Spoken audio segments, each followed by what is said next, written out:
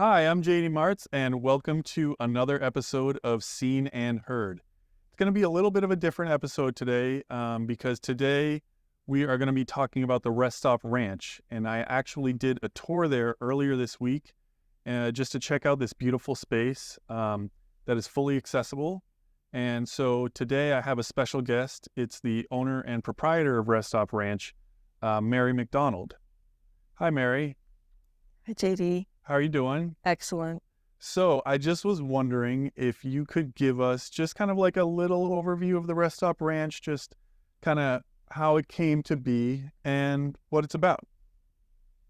Well, first of all, for your audience, I want everyone to know that I consider myself a person living with a disability.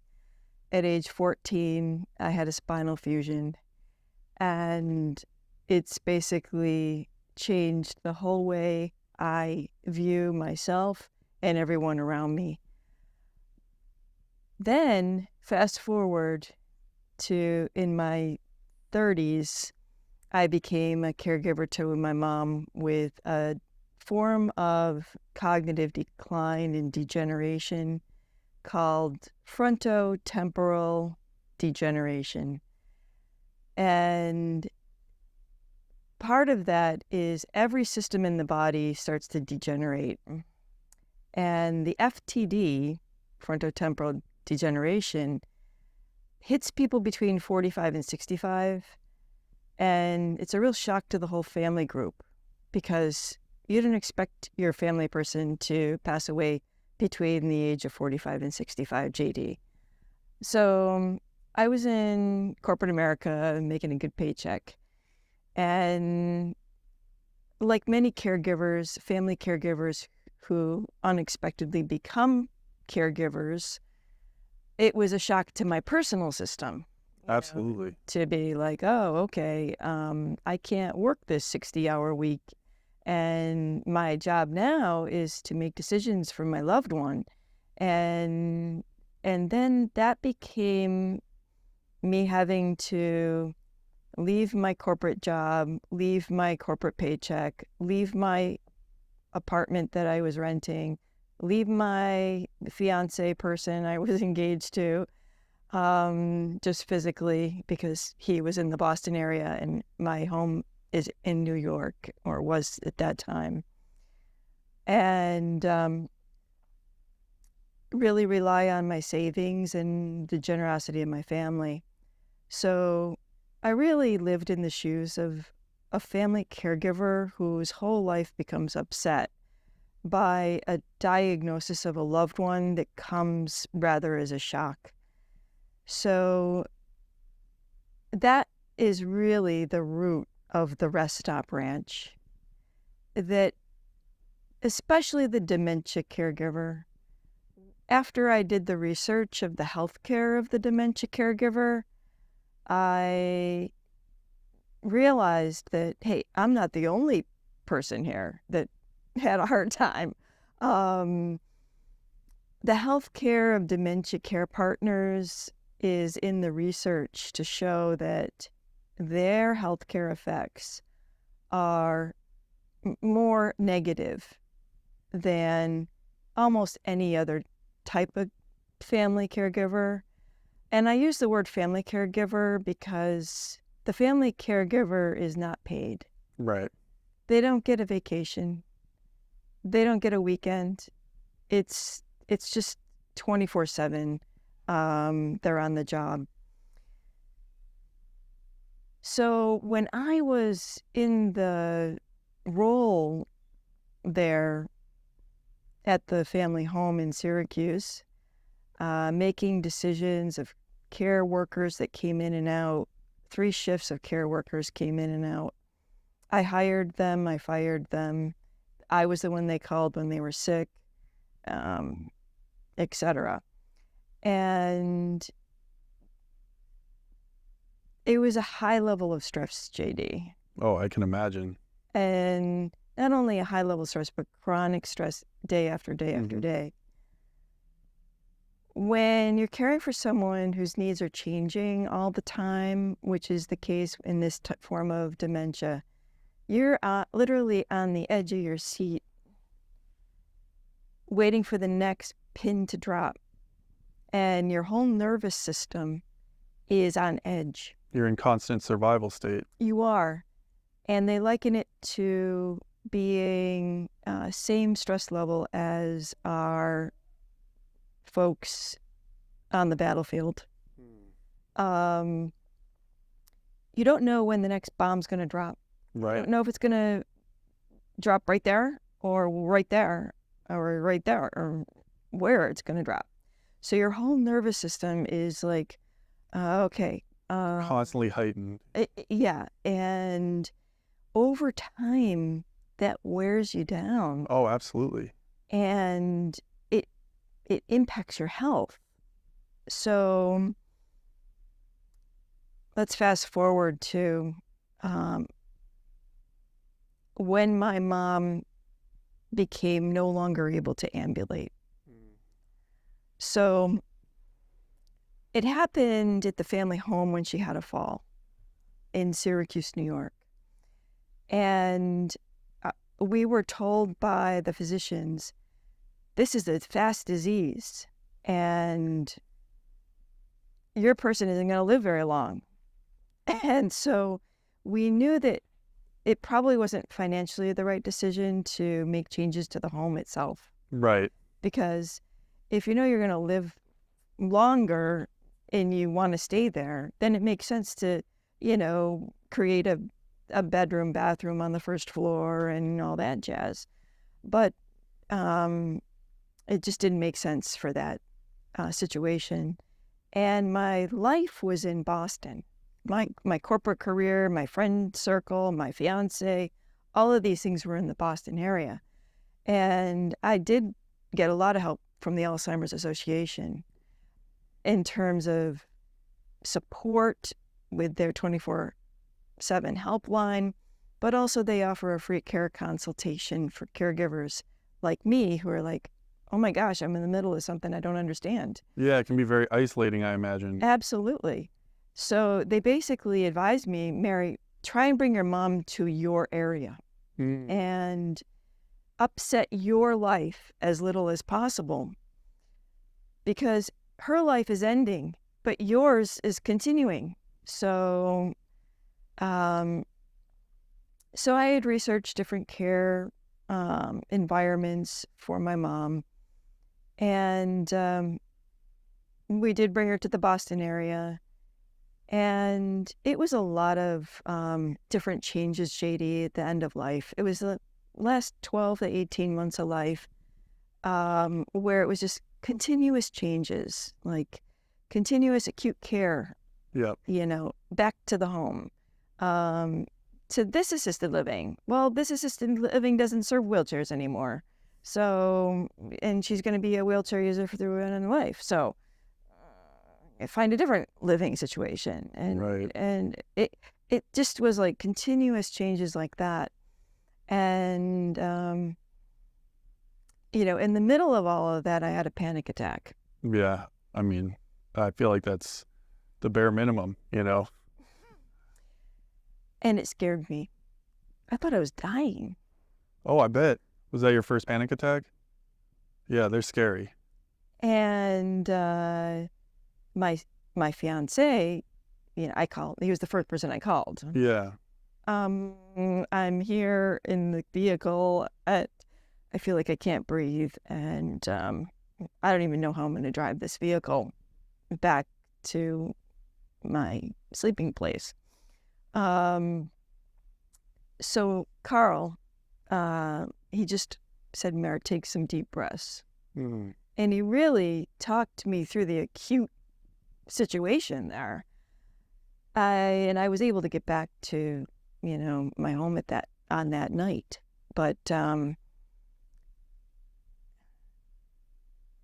after consulting with a couple doctors about it, they both referenced, Mary, it's the chronic stress that you're under. Oh, yeah. And this is what's caused the panic attack. So, so fast forward, it was really awful. then my mom died. And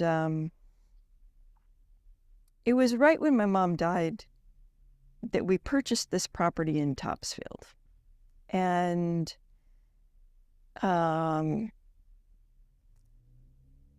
was the scout for the new home that Carl and I would share.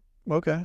Because my spouse, he works in high tech, and he wasn't able to take time off of work Monday through Friday to work with the real estate agents and all of that to go look at these different properties. Right. So, so fast forward, we find this property after a lot of searching around. Yeah. And we chose it because of Carl's hobby, which is playing in the dirt. It's a good hobby. And it's his therapy. Oh, yeah, absolutely. The guy works a cybersecurity job, computer, And this is like the opposite. 5 days a week, sitting in a chair, looking at a computer, fighting the cyber criminals. Yep. DOS attacks. And so he wanted really enough land to make some trails and build some gardens and things like that. And that's how we chose the property that we did. And I was just a burned out caregiver person when we moved to this home. Right. And when I noticed that he was creating these gardens, and Carl and I had had the experience of pushing my mom's wheelchair at end of life Mm-hmm. through some of the finest garden areas in New England.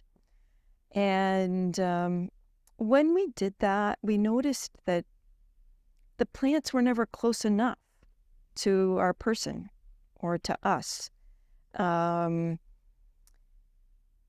Yeah, there's always some kind of barrier, like a wall or grass. Or the trail is big enough for a truck to go down, which I understand is, it's useful for the arboretum people to be able Right. to bring your truck and maintain the big trees. Or at the smaller places where you can bring a golf cart down the trails. Right. And that's helpful for other reasons. But You wanted that intimacy. we wanted like roses right there, Right. and lilacs and raspberries and apples. And I actually my corporate career was user experience design, where you try to put yourself in the shoes of the end user Yep. of whatever the experience is. And so I put myself in the imaginary shoes of a person similar to yourself who might not have the mobility, which I didn't have when I was 14 Yeah. with my spine. Yeah. You're basically from there to there, just totally, I had a cast around my there to there. Yeah, you're like locked in. And I said, if I was a chair user and I was like there to there with a 30-pound plaster cast, I would want the rose right there, the raspberry right there, the Yep. apple right there, like within 1 feet of me. Yeah. So that's the garden that we've created. When you started creating that, at what point did you have it in mind that you were going to be having visitors? Or was it just kind of a garden project at first that then grew into that? Well, right away, JT, we wanted to make a difference for all the folks who are currently living the life right now, either as a care partner or a person with some kind of chair, walker, or cane, or some kind of mobility aid. Right. I was so fired up about it at the very beginning. Um,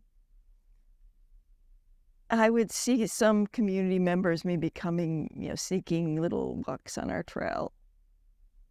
And I'd be like, I'm sorry, but you don't have a mobility aid. You know, I would probably use different language. Yeah. I'm like, this is a garden for people with wheelchairs or walkers. And if you have any of those in your community, please let them know. And you can come with those folks. Yeah. I've gotten a lot softer over the years. Yeah. And I'm still working on becoming a softer version of myself. But, it's just, when it comes to advocacy, I've just been a real fighter. Oh, yeah. I wear a shaved head, and I shaved my head when I became a caregiver. Oh, you did? I mean, you kind of rock it. It's just like, who has time to style their hair when either you're a person living with some kind of disability that you have to, that's your whole world is just buttoning up your shirt in the morning and making your food, and or the care partner who is just like attending to everything. And it's just like, I didn't have time to style my hair. Yeah, right. So I chopped it off. Oh, well, whatever, makes it easier for you, makes your day go a little smoother. Yeah. One less thing to worry about, I mean, I'm right there with you. I don't got any hair under this hat.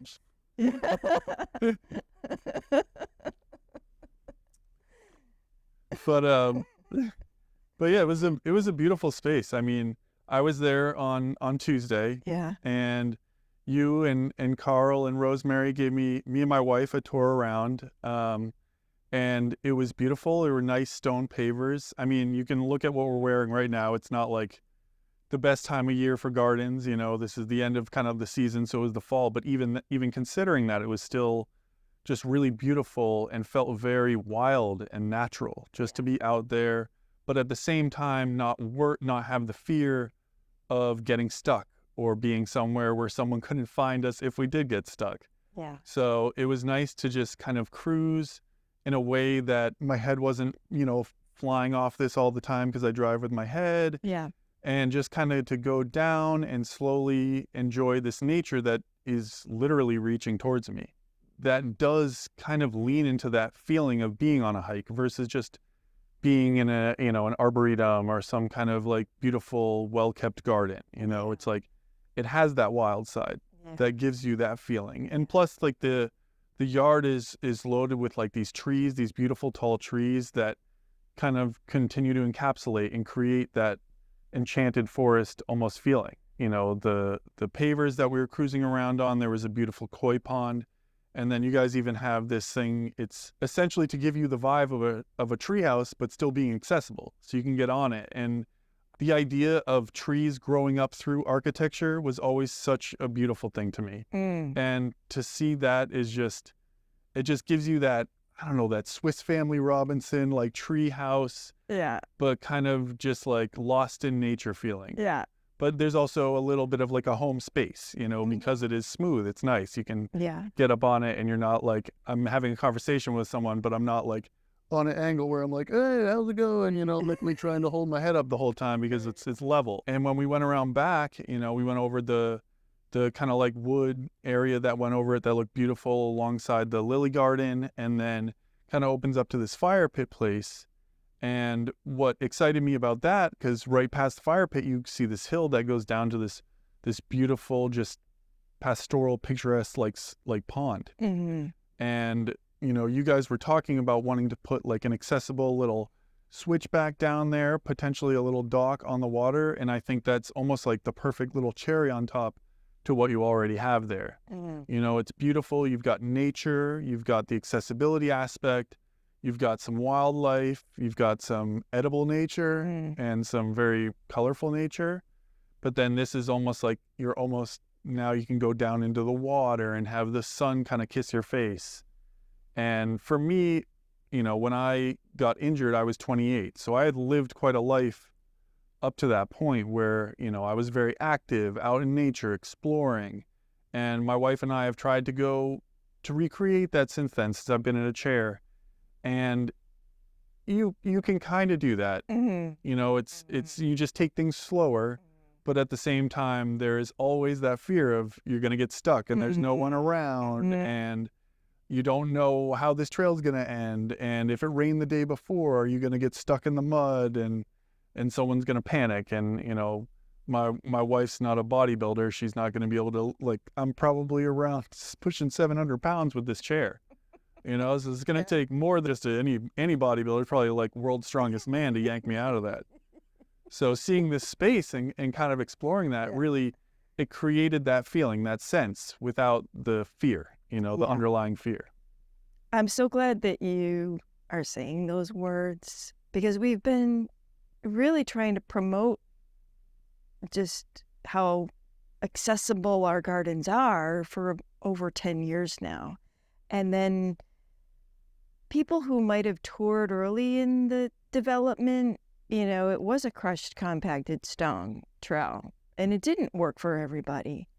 But as the years have gone on, we've not only invested ourselves in the pavers, but we've had the community support of places like Georgetown Building Supply giving us a lot of pavers to create a trail, and families donating bricks to us that, again, helped us to create that front garden experience that was 1/10 of a mile of brick and pavers on top of the crushed compacted stone. So it works for the walkers. It works for the wheelchairs that are more simple than this wonderful one that you have. And then over the years, we became a 501c3, specifically nonprofit 501c3, so that we could get more financial support from our community for the materials. Because, again, it's Carl's hobby and his joy to build all this stuff. Right. But the material cost is beyond the pockets that we have. And it's something that's only gone up since the pandemic. True. So we're so grateful for a lot of the individuals who've contributed to the pavers and the materials, and the banks and the other funding folks who are familiar with our project and say that's important, and we want to be funding that. Absolutely. I mean, thank you from me. I mean, it's as someone who comes from the camp of people with an acquired mobility disability, like it's opens a whole new world, essentially just the ability to get out there and feel like I'm out there where I'm comfortable being, and I'm not worried about getting stuck or anything like that, or am I going to be able to even navigate the trail at like 2 miles an hour or something, Yeah. But it was a beautiful experience, and I think it would be an absolute boon to the community to have it just continue. And I don't know if you want to talk at all about any of like the programs you guys kind of offer there. I know it's like I've talked about the beauty of it, so obviously there's a draw to it for people who want to go there just to be in that beauty, immersed in it, but also to capture it with a camera or with paintings. And I know you've talked about a memory cafe as well. Sure. So our number one programs are for the family care partners who don't have a lot of programming focused on them. I became a fully trained hospital chaplain back in 2017 after a lot of the family folks who had been care partnering with someone with dementia wanted to share their story with me. So that's one of the services. All of the programs we offer are free of charge. And if people would like to make a donation, they may, but it's not required. One of the reasons we have everything free of charge is because long-term care costs so much money. And we don't want that to be a barrier to receive any of our services or programs. So anyone, care partner or care receiver, can talk to me as a chaplain confidentially, free of charge. Just make an appointment with me. And text is the best way to reach me. And maybe you can put the phone number. Oh, absolutely. Yeah, we'll put the phone number and the website. Yeah. The second program is a caregiver support group for the middle-aged person caring for their middle-aged person with memory changes. So that was a real need in our state. I'm only the third group in the state of Massachusetts that really focuses on the middle-aged person caring for a middle-aged person with memory changes or a diagnosis of dementia or Alzheimer's, young onset Alzheimer's, or FTD. And that's a Zoom group, and there's people in 5 different states that are now, connecting with our Zoom group for support. We've got our memory cafe once a month, and that's going to be at our property now year-round. We've got a little cottage that you actually came into. Yeah. And anyway, Memory Cafe is for people with memory changes, along with their care partners, to come in, have a cup of coffee, and not feel isolated in the community. Right. That's the number one reason. And the Memory Cafes are now all over the world. So we were part of the first 10 in Massachusetts. We were funded initially by Mass DDS. Thank you, Mass DDS, for realizing that funding was needed for memory cafes that were inclusive of folks with brain injury and memory loss, as well as folks with Down syndrome and memory changes.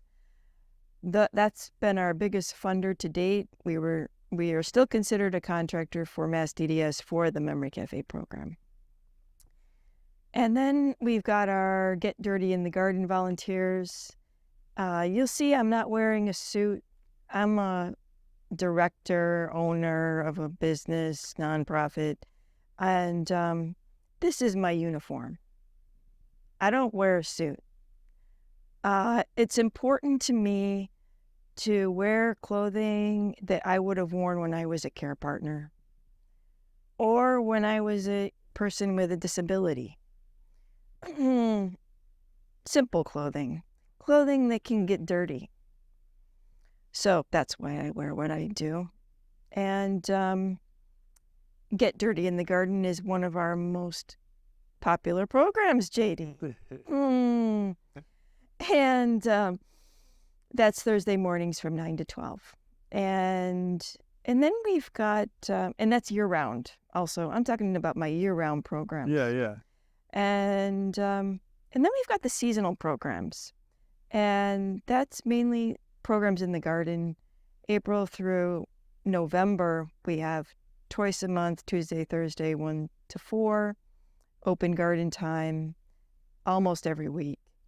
And then once a month, we have the Memory Cafe on Saturday, 10 to 12 in the garden, and then the Sunday stroll, which is 10 to 2 on the second Sunday of the month. And that's coming up in November too, that people can reserve with me if they want a parking spot. That's the one thing that needs to be reserved, especially if you're someone who needs a wheelchair accessible parking spot. Right. Because these gardens that are at our family home, and there's just limited parking. And we want to prioritize parking for anyone who needs the wheelchair access parking. How do you think the best way someone could go about being introduced to your program would be? Come for like maybe a Sunday stroll or Yes. yeah, and just set an appointment for that. Just come in, casually check out the place, maybe get a little tour from you. Absolutely. And if for whatever reason Sunday stroll isn't working with people's schedule, Tuesday, Thursday, 1 to 4 through November, or just text or call Mary. That's me. Year round, Beautiful. we share our garden with people. Oh, okay. All Mhm. right. Yeah.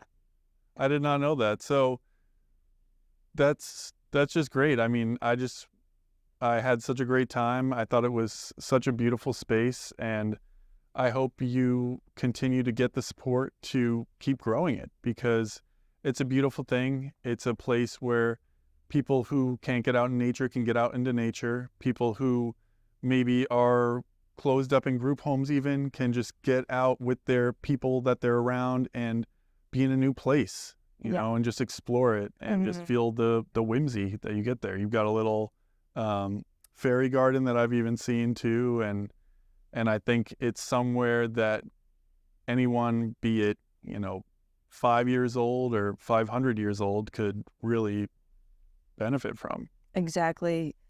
To have programs that are age inclusive is important to us.